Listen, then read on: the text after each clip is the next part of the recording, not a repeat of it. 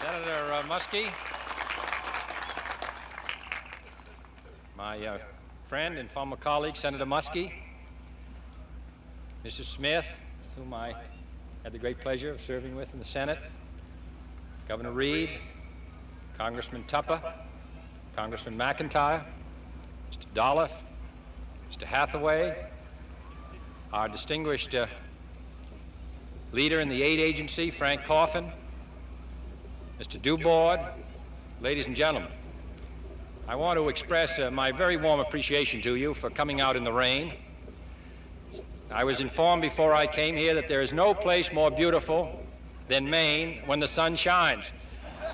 And I know that it's going to be one of those great weekends that we'll all long remember, and it's off to a most promising start.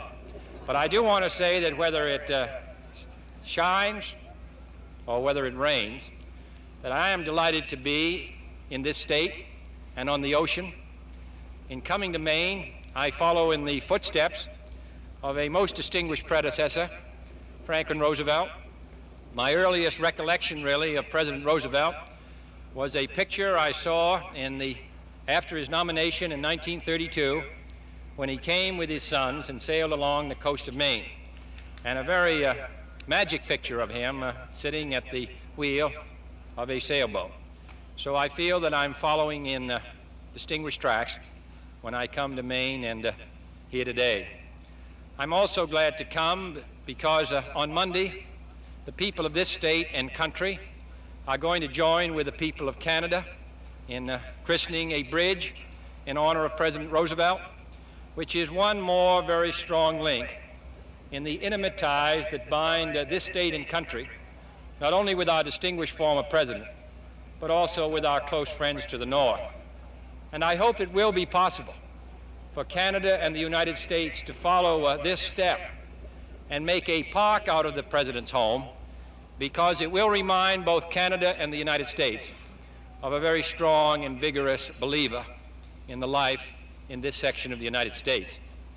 I'm glad to come to Maine also because this is not only because Maine was once part of Massachusetts, but also as a New Englander, I feel a strong sense of satisfaction in coming back here. Maine, Massachusetts, New Hampshire, Vermont, Rhode Island, and Connecticut lack some of the great natural resources which have brought prosperity to other sections of the country. But the great asset which they have, which our states do have, is the ability and independence and commitment of the people themselves. And I believe that these states which helped found our country still occupy a position of leadership. And it's particularly appropriate to come to this community on the occasion when the community and the Navy are joined together, and when we have standing on our right as well as our left some of the men who make it possible for all of us to enjoy ourselves today and tomorrow and Sunday. I want to express our thanks to them. They may be on this base today, but the presence, their training, their skill, and their colleagues in ships scattered all over the oceans, hundreds of miles from land, in many cases keep the freedom of countries thousands of miles away.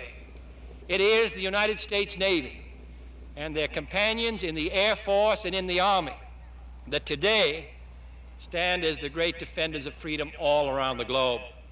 So I think it's most appropriate that the people of this community participate in this effort for the Navy Relief Fund and also for your own people in your own home city. I'm glad to be in Maine.